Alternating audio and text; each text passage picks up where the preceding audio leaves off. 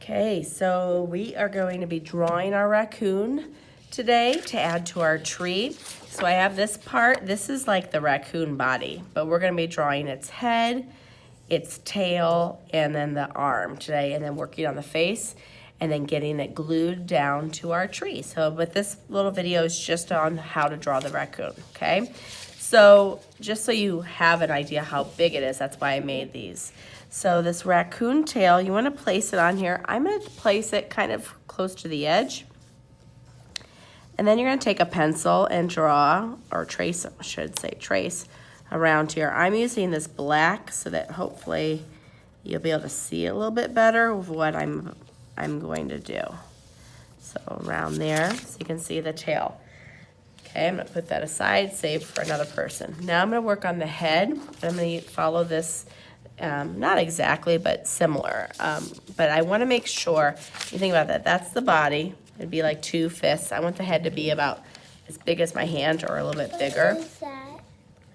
And then what we're going to do is we're going to start with 1, which is this top part of the head. So we're going to draw a line across here. And then 2 little triangles, for the, I'll just use this little piece for the little ears. Then we're going to draw the face. So notice it's about as long as my hand, or actually longer. Then the face, we're going to kind of come down. And then I'm going to come down here for the chin. So I've got a nice big head, bigger than my fist, and that might actually be wider than my hand. And then we're gonna add a tail. And so let's see, I've got my head here. The body's right there. So a tail, we're gonna draw like a teardrop. So I'm gonna make it smaller than my body, obviously. And trace that. So I've got my head, my body, my tail. We need an arm here, which would be the smallest. So I can just draw a little arm, little arm right in here. Another teardrop. So 3 teardrops, which are pretty easy. This you may need a little more help on. And then we're gonna cut it out. So we're gonna cut out all the pieces. And I drew mine on the front because I like to see the direction of those lines. But if it's easier for you to do all of your drawing on the back, you can do that. So I'm going to make sure I cut this piece out. Okay. Then I can cut the head. If this is too much paper and you can't feel like you're having a hard time controlling it, what you can do is just cut off. Excuse me.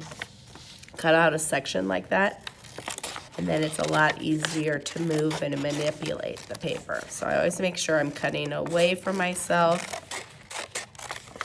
And then we've got the head here, so the head will be something like this on there.